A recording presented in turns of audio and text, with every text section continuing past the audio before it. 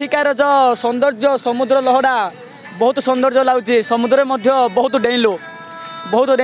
नमस्कार दर्शक बंधु, आज आम आपण मानक नहीं आसीचु एक नूतन स्थान को बुलायापी जोटा कि हूँ सोनापुर बीच।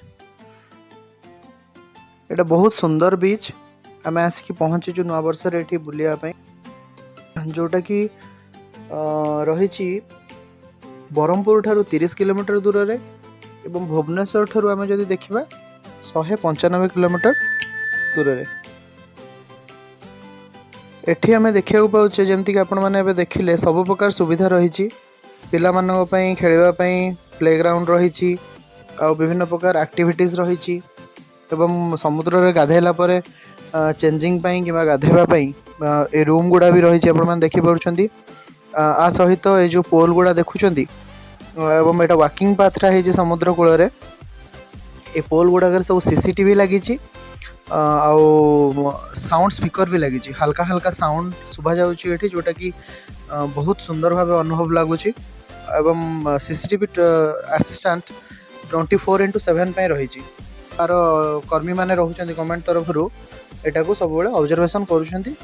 जहाँफल कि कौन प्रकार अप्रीतिकर परिस्थिति न घटू। जमती आम देखुचे मैनेजर ऑफिस एवं एठिकार कर्मी मानक ऑफिस ये सब मानक एवं जोटा आप देखुं ये सब हूँ सीसीटीवी कंट्रोल रूम सेपट साइड रे देखु ये आगे दूर जोटा देखुचे से गुटा सब बाथिंग वाशरूम और बाथिंग छोट छोट हट मान कुटिया रखाई बसापी आक्वा गार्ड पूरा लगी ठंडा पानी एवं फ्रेश पानी बहुत सुंदर भाव ये व्यवस्था कराई ये सब देखो के सुंदर भाव पट्टी कराई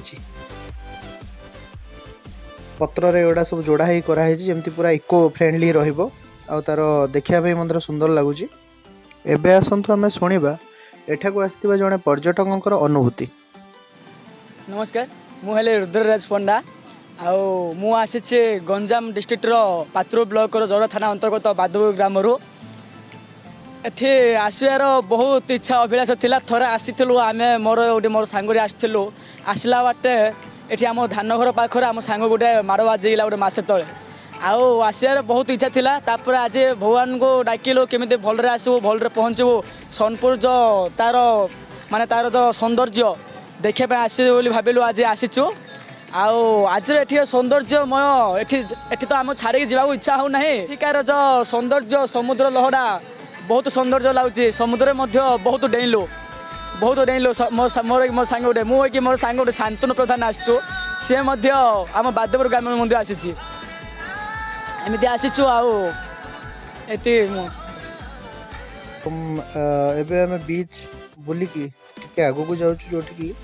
एटा इको रिट्रीट सेंटर गवर्नमेंट तरफ कराई आमको बोधे आगो को जीवा को देबेनी कारण एटा हाई सिक्योरिटी अच्छी। इको रिट्रीट सेंटर एटा गवर्नमेंट तरफ कराई रहिबा पई बीच रो आनंद नापे विभिन्न प्रकार सुविधा एटी कराई